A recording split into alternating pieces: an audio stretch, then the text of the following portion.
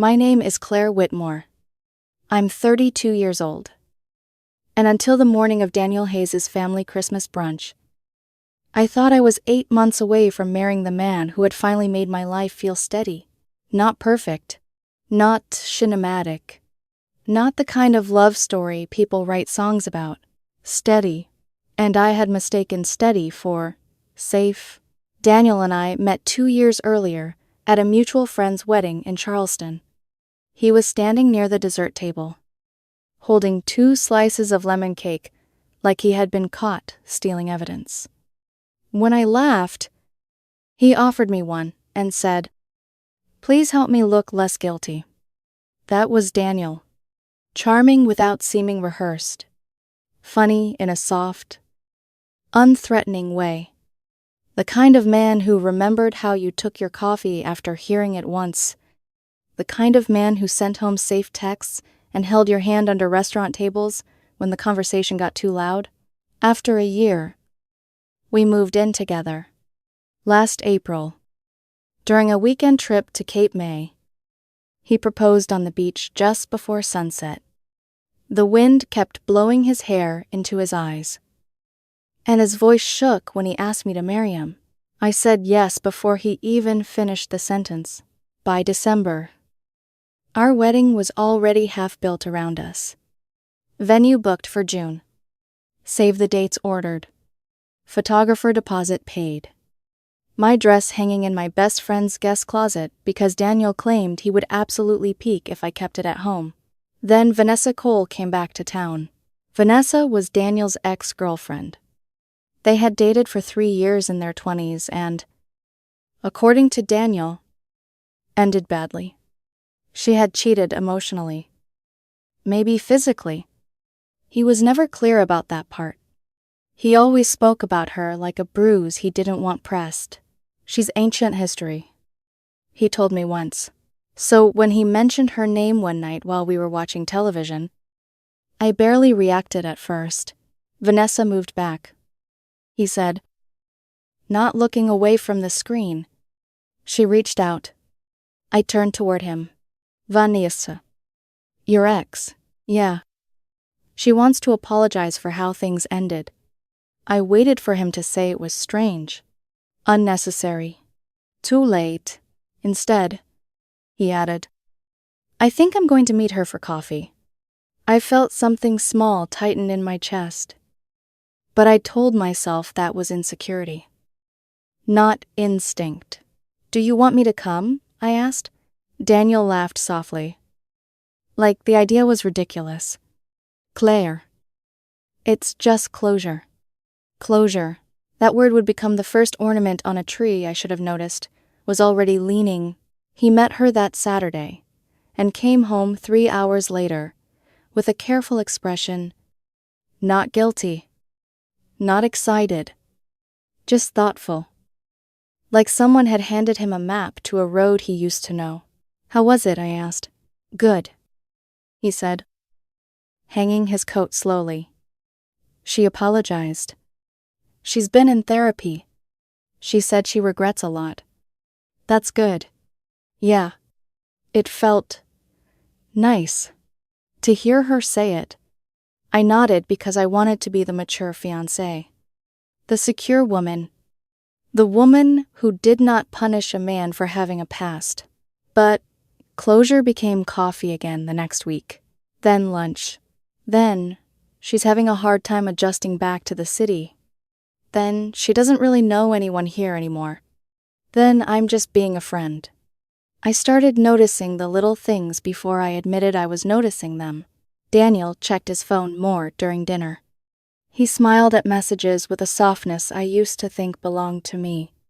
He began wearing the dark wool coat, Vanessa once said, made him look important.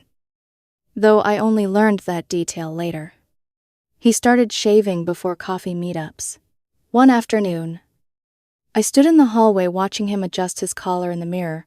You look nice, I said. He smiled without turning. Thanks. For coffee with your ex? His shoulders stiffened. Don't do that. Do what? Make it weird. I wanted to say, I'm not making it weird. I'm watching it become weird. Instead, I swallowed it. 2 weeks before Christmas. Daniel came home, glowing. Vanessa got promoted, he said, setting his keys in the bowl by the door. VP at Caldwell Pierce Financial. That's impressive. Yeah. Huge salary. Big office downtown. She really turned things around. There was a tone in his voice I couldn't place at first. Admiration. Maybe. Or comparison. That night, I lay awake beside him while he texted under the blanket. The blue light flashing against his face like lightning from a storm he insisted wasn't coming. The week of Christmas. Daniel skipped my company holiday party. He claimed he had a headache. I went alone. When I got home, the apartment was dark, except for the Christmas tree blinking in the corner. Daniel was already in bed. Phone, face down on the nightstand. 3 days later, we drove to his parents' house for their annual Christmas brunch. The Hayes family did Christmas like a small-town church committee, had been given unlimited cinnamon and emotional repression. His mother, Linda, made rolls from scratch. His father, Patrick, poured coffee into everyone's mug, whether they asked or not.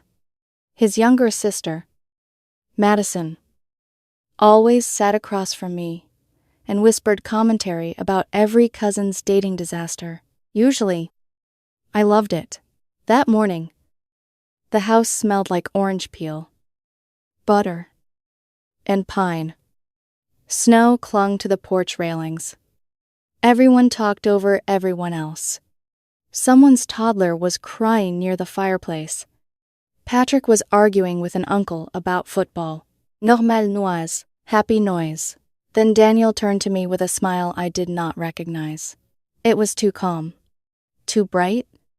Like he had practiced it in a mirror. Vanessa proposed yesterday, he said. I blinked once. The table around us dimmed, though the room stayed full of light. What? His smile stayed there. She proposed yesterday, he repeated. And I said yes. For a second, I thought I had misheard him. Not because the words were unclear, but because my mind refused to arrange them into reality. Madison's fork hit her plate. Linda stopped mid-sentence. I placed my coffee cup down carefully. Because some distant, civilized part of me did not want to spill anything on the white tablecloth. You said yes, I said. Daniel nodded. To marrying Vanessa? Yes. While you're engaged to me. His throat moved. I know how it sounds. I almost laughed. Not because anything was funny, because sometimes pain arrives dressed as absurdity. Linda's face had gone pale. Daniel, what are you talking about? He looked at his mother, then at me, then down at his hands. I've been thinking about it for weeks, he said. Vanessa has changed. She's stable now, successful. She can offer a life that's different. Madison stared at him. Are you serious? Daniel's voice became softer, which somehow made it worse. Claire's wonderful. She's safe. She's kind. But Vanessa makes me feel like there's more possible. There it was.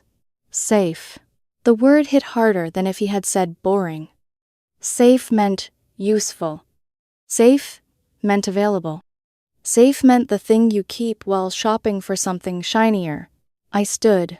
The chair legs scraped against the floor, and everyone flinched like I had screamed. But I didn't scream. I looked at Daniel and nodded once. All right. His face shifted. Confusion. Maybe disappointment. Maybe he had expected tears. Escena. Proof that I loved him enough to beg. Instead, I picked up my coat from the back of the chair. Patrick followed me to the back porch 2 minutes later. The cold air burned my lungs. But it was the first honest thing I had felt all morning. "Claire," he said quietly, "I don't know what my son thinks he's doing. But that wasn't right." "No," I said. "It wasn't. What are you going to do?" I looked through the window at Daniel, sitting at the table.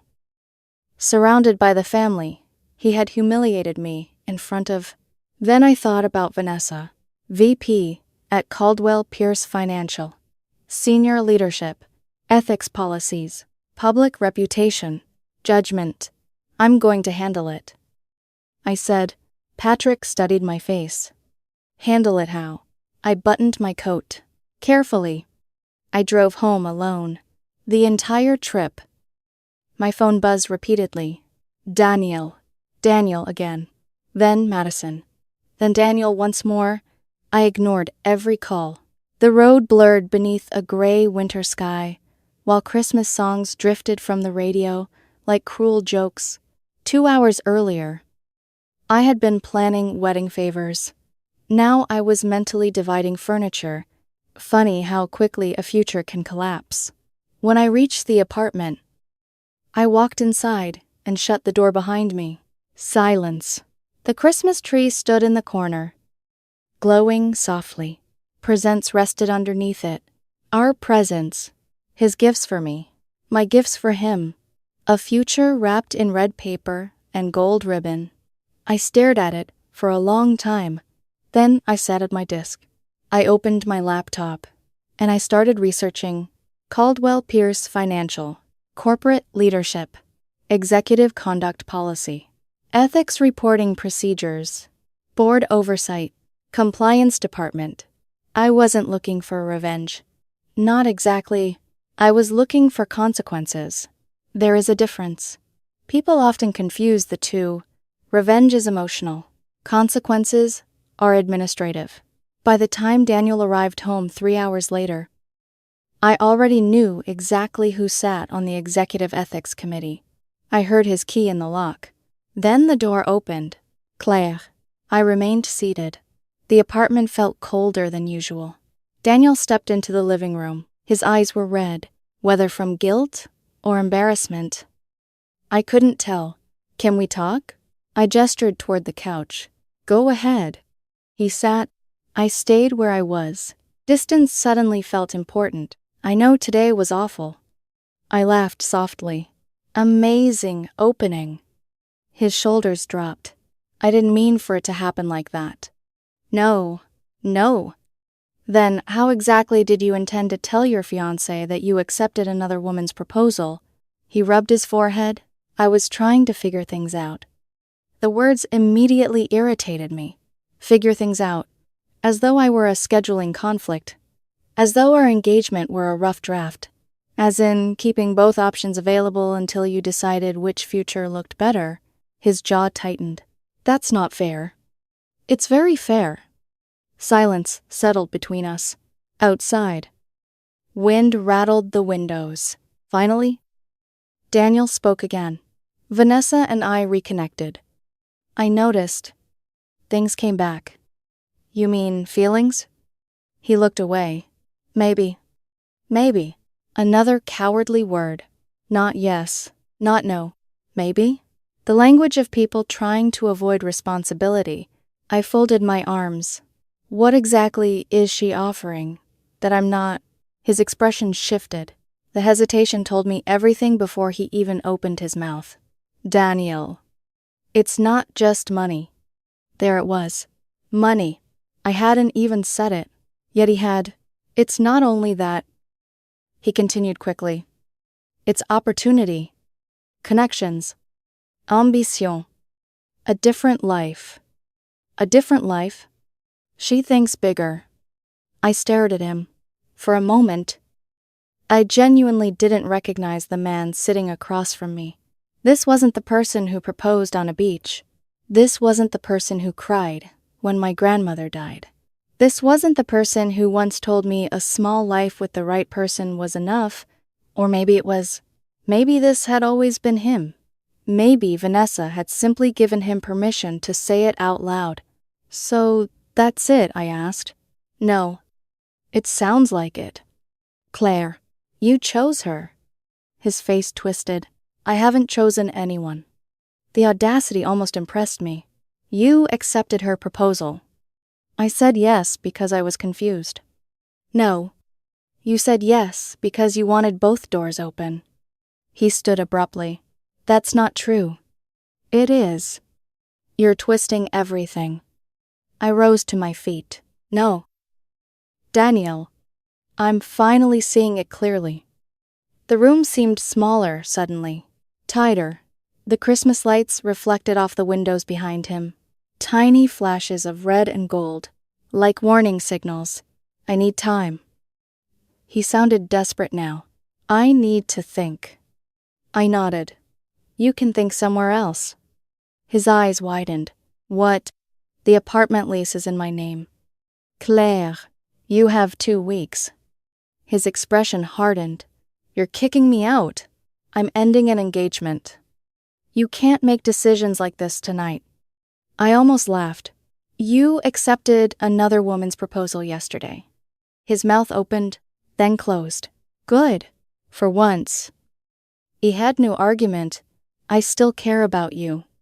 The statement hit me harder than I expected, because part of me believed him. That was the tragedy. I didn't think he hated me. I thought he loved me, just not enough. And sometimes that's worse. I know, I said quietly. His eyes lifted. For a second, I hope appeared there. Then, I finished, but not enough. The hope vanished. We stood there, staring at one another. 2 strangers standing in the ruins of a wedding.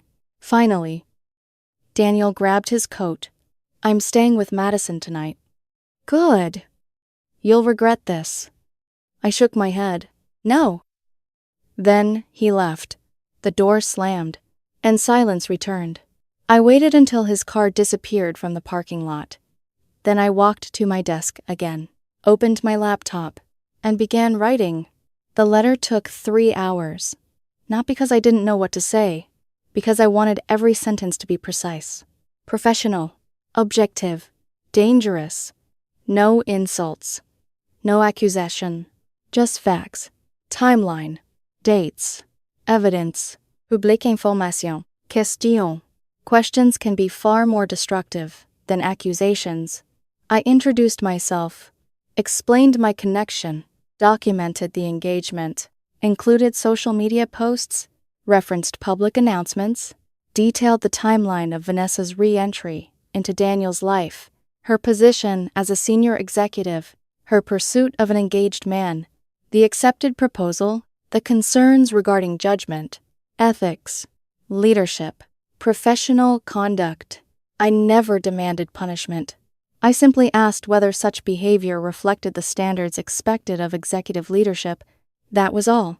At midnight, I printed the letter. Then I placed it inside a bright red envelope, the same color as the ornaments hanging from our Christmas tree, the same color as warning lights, the same color as consequences. I slid it beneath the tree. For a long moment, I simply stared at it. The apartment was quiet. The envelope looked harmless, small, ordinary, yet I knew it carried enough weight to alter several lives. I should have felt guilty. Instead, I felt calm, for the first time all weekend. The next morning, Daniel returned. He still had his key. I was making coffee when he walked inside. We need to talk. I thought we already did. He saw the red envelope immediately. His eyes narrowed. What's that? I stirred my coffee. A letter. To who? I didn't answer. He walked closer, then froze. The color drained from his face. Caldwell Pierce. I took a sip. Interesting that you recognize the address so quickly. Claire. His voice changed. Fear. Real fear. What did you do? Nothing yet. You wrote to Vanessa's company. I prepared information. His breathing quickened. You can't send that. I met his eyes. Why not? Because it could destroy her career? I set my mug down. The sound echoed through the kitchen. She didn't seem worried about destroying my engagement. That's different. No, it isn't. He grabbed the envelope, opened it, read the first page, then the second. His hands actually shook. The reaction told me everything. If the letter were meaningless, he wouldn't be scared. If Vanessa's behavior were harmless, he wouldn't be panicking. You can't mail this. I can. Please. That word surprised me. Daniel rarely begged, but now he was. Not for us. Not for our relationship. For Vanessa. Interesting. Very interesting. I folded my arms. You're asking me not to report concerns. I'm asking you not to ruin someone's life. I'm pretty sure that started when she proposed to an engaged man. His eyes closed. Please. I looked at him for a long moment, then at the envelope, then back at him, and suddenly I understood something. For months, he had been asking me to be understanding, patient, flexible, mature, trusting, the bigger person. Meanwhile, he had offered me none of those things. Not once. The realization felt strangely liberating. No. His eyes opened. What? No. I took the envelope from his hands, slid it back beneath the tree, and smiled sadly. You wanted options. His face tightened. You wanted me to wait while you figured out which future was worth more. Claire, you already made your choice. I stepped back. So now I'm making mine. The silence that followed felt enormous, heavy, final, and for the first time since Christmas brunch, I watched genuine panic appear in Daniel Hayes' eyes. Daniel stood motionless for several seconds after I said it. For the first time since Vanessa had reappeared in our lives, he looked uncertain, not conflicted, not thoughtful, afraid. You're serious, he said quietly. I've never been more serious. The panic in his eyes deepened. Claire, please, listen to me. I've been listening for months. No. Really listen. I shook my head. No. Now it's your turn. He stared at me, then at the red envelope beneath the Christmas tree, then back at me. Finally, he left without another word. The door closed softly behind him. No dramatic slam, no shouting, just a man walking away from consequences he could finally see approaching. Monday morning arrived, cold and gray. I barely slept. At 7:30, I drove to the post office. The red envelope sat on the passenger seat beside me. The entire drive, I kept waiting for some overwhelming wave of guilt. It never came. Instead, I felt strangely peaceful, like someone who had finally stopped carrying a weight she didn't realize was crushing her. The woman behind the counter accepted the envelope. Certified mail, she asked. Yes? Important. I looked at the envelope one last time. Very. She stamped it, and just like that, it was gone. No dramatic music, no explosion. No triumphant moment, just paperwork. Consequences often begin that way, quietly. I spent the rest of the day pretending to work. My concentration was non-existent. Every email looked blurry. Every meeting felt pointless. Around 3 in the afternoon, my phone rang. Madison Hayes. I answered. Hey, can we talk? Her voice sounded exhausted. Sure. Not on the phone. I leaned back in my chair. What happened? Coffee, after work. I hesitated. Then Sahil. Okay. We met at a small cafe downtown. Madison was already there. Dark circles sat beneath her eyes. She looked like someone who hadn't slept much since Christmas. Thanks for coming. What's going on? She wrapped both hands around her coffee cup. My family is a disaster. I almost smiled. That's probably an understatement. Mom isn't speaking to Daniel. I blinked. At all. She shook her head. Not since brunch. That surprised me. Linda Hayes adored her son. Or at least she always had. What about your dad? Madison laughed bitterly. He asked Daniel whether he'd suffered a head injury. That almost made me laugh. Almost. What does Daniel say? Madison stared into her coffee. That he's confused? I rolled my eyes. Of course he is. She nodded. That's actually why I asked to meet. I waited. Madison took a deep breath.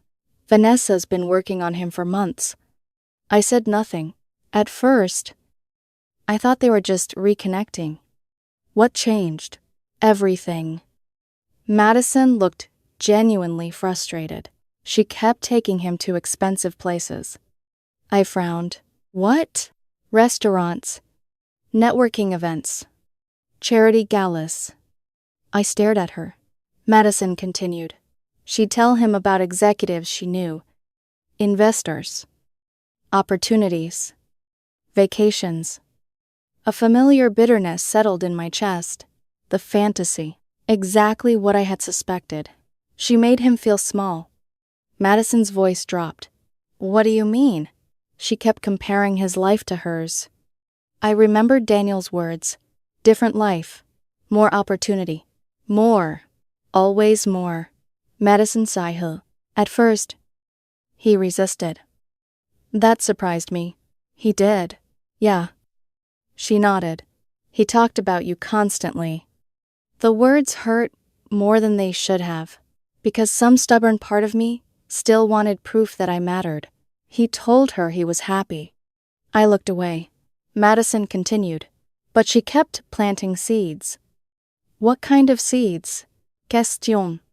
A humorless smile appeared on Madison's face. Is this really all you want? I recognized the tactic immediately. Not instructions, suggestions, much more dangerous.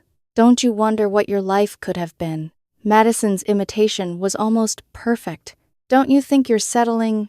The bitterness returned. Not because Vanessa manipulated him, because he let her. Adults make choices. Manipulation explains behavior. It doesn't excuse it. I understand. I said. Madison nodded sadly. I know. Nothing you're telling me changes what he did. I know. Or what she did. I know. Silence settled between us. Finally. Madison looked at me. Did you really send the letter? I met her eyes. Yes. She swallowed. When? Monday morning. Madison closed her eyes. He's going to lose his mind. Maybe he should have thought about that before accepting another woman's proposal. She couldn't argue with that. Neither could I. We talked for another hour. Mostly about practical things. Wedding cancellations, deposits, family fallout, the emotional wreckage left behind. When we finally left, Madison hugged me. Unexpectedly, tightly. I'm sorry. I swallowed. Ungi. Then we walked away. Two people grieving the same loss from different sides. Wednesday morning. My phone rang from an unknown number. I almost ignored it. Almost. Something told me not to. Hello, Ms. Whitmore. A professional female voice. Yes. My name is Rebecca Lawson. I'm calling from the Ethics and Compliance Department at Caldwell Pierce Financial. My heartbeat immediately accelerated. I sat upright. Okay. We received correspondence addressed to executive leadership earlier this week. The letter, it had arrived.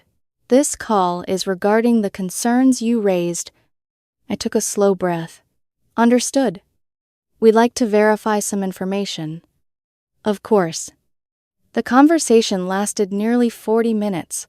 Dates, timelines, social media posts, wedding plans, public engagement announcements, everything.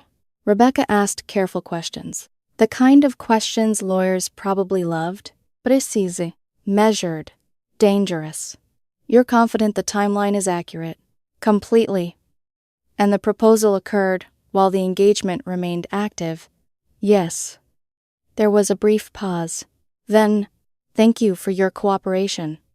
What happens now? We investigate. Simple. Direct. Professional. The call ended. I stared at my phone. It was real now. The machine had started moving. My phone buzzed immediately afterward. Daniel. I almost didn't answer. Almost. Hello? His voice exploded through the speaker. You actually did it. I remained calm. Yes. What is wrong with you? Interesting question. Coming from him. What is wrong with me? They called Vanessa. I sat quietly. They called her this morning. There it was. The first ripple. What happened? They suspended her. My eyebrows rose. Already. Pending investigation. I said nothing. Claire. This is insane. No. She could lose everything. That's up to her company. His breathing sounded ragged. Angry. Panicked. Terrified. Why are you doing this? The question genuinely surprised me. I laughed softly. Do you really not know? Silence. Then, you're trying to punish us. Us. Not me and him. Him and Vanessa. Interesting. Very interesting. No. I stared out my office window. I'm making sure people understand exactly who they're trusting with leadership. You sound cold? No. I shook my head. I sound finished. He hung up. That evening. Another call arrived. This time, I recognized the number immediately. Vanessa. I answered. Curiosity won. What? No greeting. No introduction. Just fury. Are you happy? Her voice trembled with rage. I don't know. Are you? You vindictive little... Careful. Silence. Then a sharp inhale. You've put my career at risk. I leaned against my kitchen counter. You pursued an engaged man. He shows me. The statement hit exactly as intended. A weapon. A reminder. I smiled coldly. And now, silence. Then, you don't understand? Try me. Daniel loves me. The confidence sounded weaker than I expected. Much weaker. Then why is he calling me every day? Nothing. Not a single word. Because she knew exactly why. I continued. If he was so certain, there wouldn't have been 2 women involved. Her breathing became sharper. You've ruined everything. No. I looked at the Christmas tree. Still standing. Still glowing. Despite everything, you and Daniel did that yourselves. She hung up. Thursday passed. Then Friday. By Friday evening, Daniel appeared at my apartment. He looked terrible. Unshaven. Exhausted. Defeated. And when I opened the door, I immediately knew something had changed. Something significant. Something neither he nor Vanessa had expected. Daniel stood outside my apartment, looking like he hadn't slept in days. The confidence that had surrounded him during Christmas brunch was gone. So was the certainty. His coat was wrinkled. His eyes were bloodshot. His shoulders sagged beneath a weight that finally seemed too heavy to carry. For several seconds, neither of us spoke. Then he asked quietly, "Can I come in?" Part of me wanted to say no. Part of me wanted to close the door and walk away. Instead, I stepped aside. He entered slowly. The apartment looked different now. Cleaner. Half his belongings were already gone. The remaining boxes sat stacked neatly beside the wall. Evidence that our future had already been packed up. Daniel noticed them immediately. His expression tightened. You really packed everything. Yes. He swallowed. I remained standing while he sat on the couch. The same couch where we'd planned our wedding? The same couch where we'd watched movies, and argued over paint colors, and talked about children we would never have together. Funny how furniture survives things people don't. For a while, neither of us spoke. Then, Daniel finally broke. Vanessa got terminated. I wasn't surprised. Still, hearing it out loud, felt strange. The final domino had fallen. When? This morning. His voice sounded hollow. What happened? He laughed bitterly. Apparently your letter wasn't the problem. I folded my arms. No. Daniel shook his head. The investigation started because of your letter. Then he looked away. But while they were digging, they found other things. I already suspected where this was going. What things?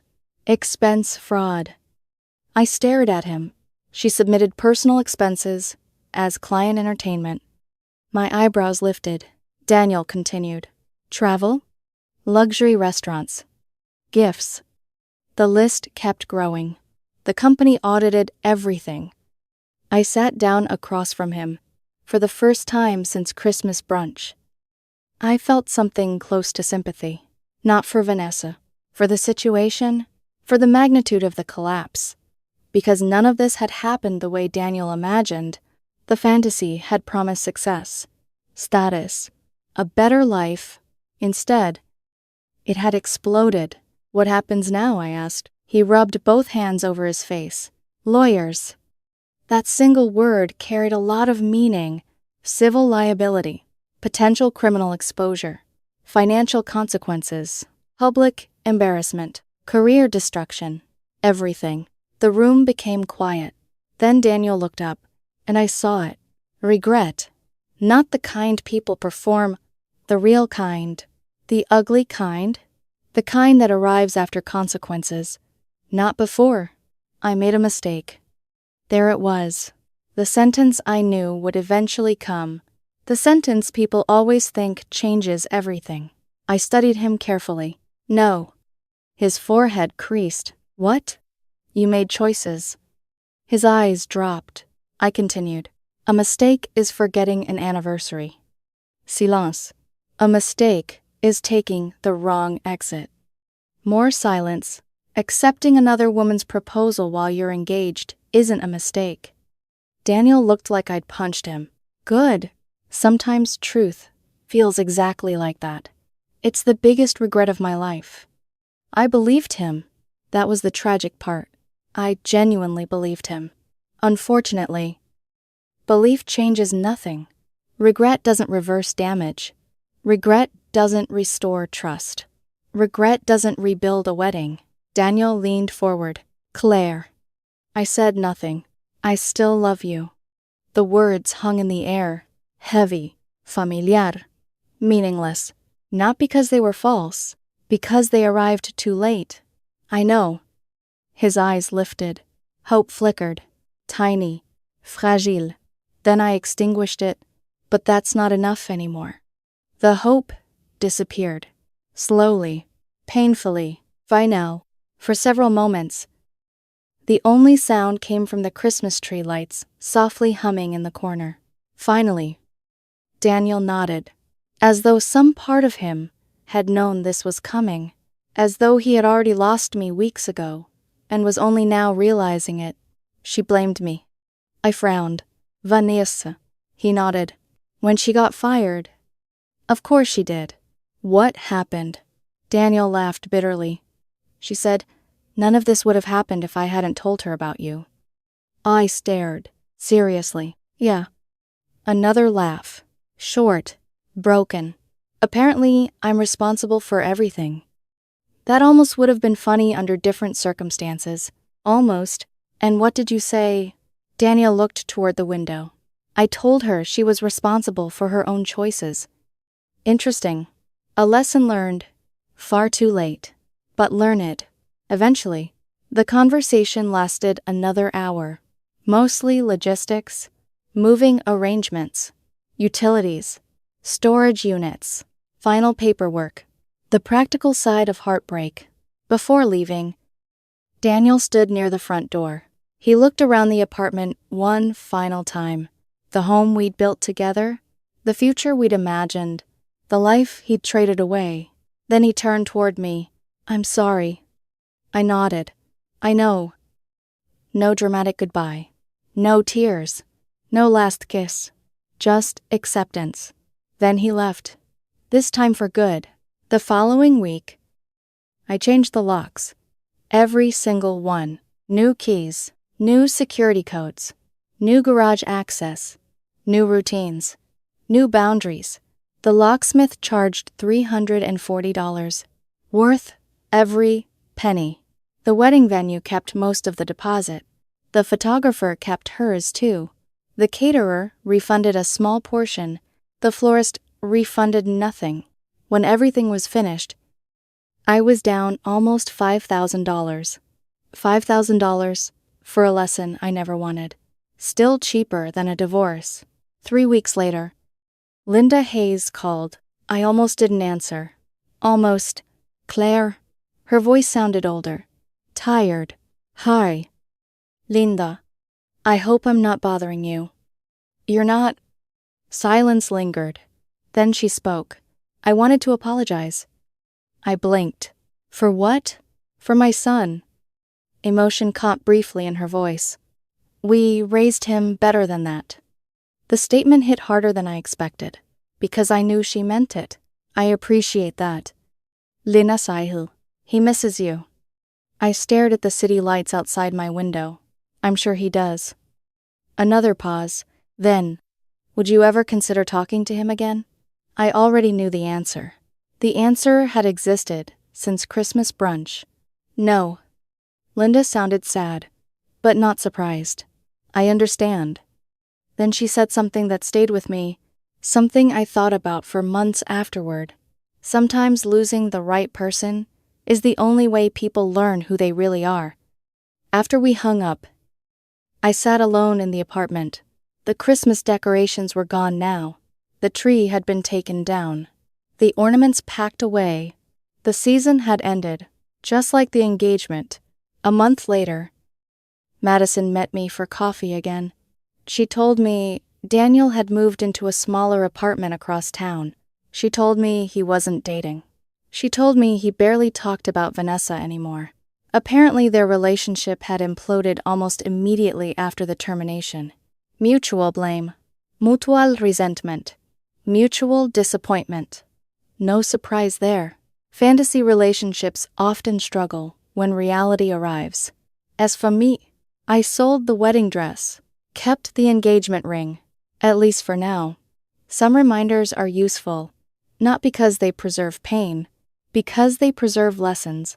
6 weeks after Christmas brunch, I finally felt something I hadn't felt in months.